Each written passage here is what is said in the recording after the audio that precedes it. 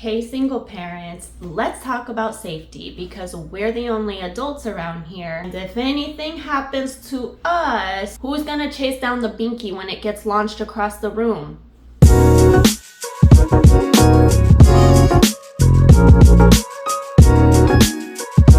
Being a solo parent means that you are the accountant, the CEO, the janitor, and yes, the security guard all at once. These are 5 tips that I am sharing with you to help keep your kids and yourself safe. Let's start with number 1. Make sure that your doors are always locked, even if you're just running out to your car real quick. The only exception to this might be if you live in a house and your driveway is right outside and you can still see your door from your car. Otherwise, make sure you're locked up. Same goes for windows unless you live on a higher floor apartment building. I know, I get it. When the weather is nice, when the weather is warm, you a lot of times want to open your windows to let in a nice fresh breeze. Just make sure that your windows are locked before leaving your home and do not leave windows open in unoccupied rooms. Video doorbells are an amazing modern invention that are great for helping you feel and be more safe, especially if you don't already have a peek hole installed in your door. Some of these video doorbells can run pretty expensive, but there are cheaper options like this one that I saw on Amazon.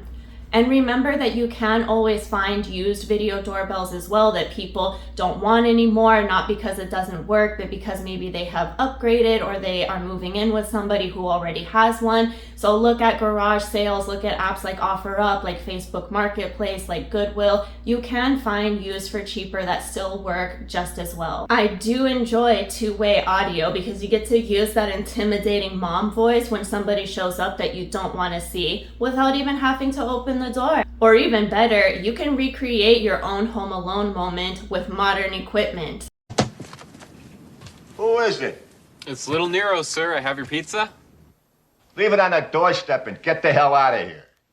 Never post your location in real time. This one is huge, especially with the prominence of social media. Don't tell everyone about the trip that you're planning to take, how long you're gonna be gone, when you're coming back. Don't make an announcement about how you're quarantined up in your house because your kid is sick. Just don't. People oftentimes share too much about their personal life on social media, and it can have very serious consequences, which is a perfect segue into my next tip. Going off of what I said at the end of my last tip, be very mindful and careful about what you share on social media and what you post. Do not share anything that gives away information about your current location. Wait to post it after the fact, not in real time. We're not trying to star in a horror movie, okay? Online dating has completely exploded in the last decade, and if you are a current online app user or you think that you might be in the future, be very cautious of questions that are disguised as get to know you questions, but are really digging for further personal information, especially related to your location. Oh, you went to the park with your son? That's cool. Which park was it? You live in Pleasantville. Which part? Look. Wait, before you get upset at me, I do understand that location questions and proximity are a really big deal in the dating world. I completely understand that sometimes these questions are harmless and people are just trying to gauge how far away you live from them. All I am saying is to please be careful, be cautious, be mindful, especially in the beginning of getting to know somebody. Vague, non-specific answers are really going to be your best friend in protecting you and your kids. Please take your time in getting to know somebody before you let them know where you live.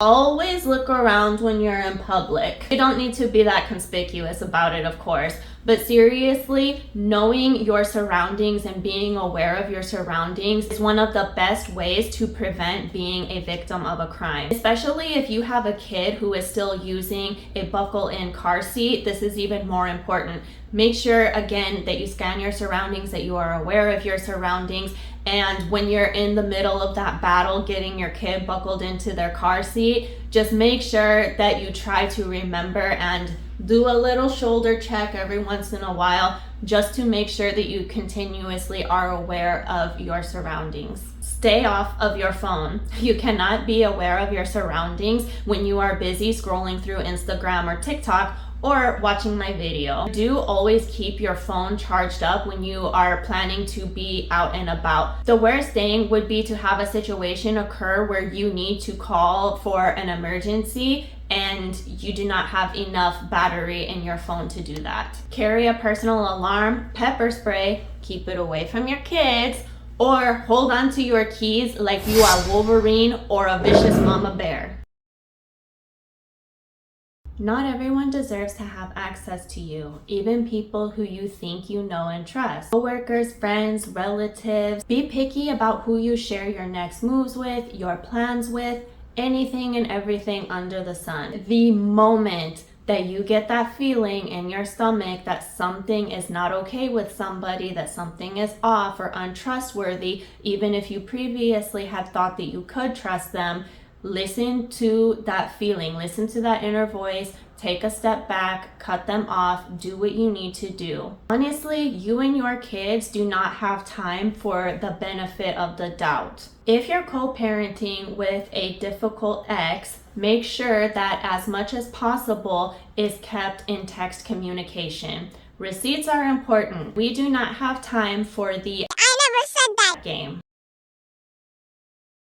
All right, we're going back to the basics with this one, but the basics are still very important. Teach your kids to never open the door regardless of how friendly the person looks. When they're old enough to understand, make a fire escape plan with them. And this doesn't necessarily have to be just for fires. Have a plan for getting out of your place as quickly as possible in any kind of an emergency. Once they are old enough to understand, make sure that they also know how to call 911 and make sure that they understand what an emergency circumstance looks like. Don't call 911 just because I didn't let you watch TV before bed.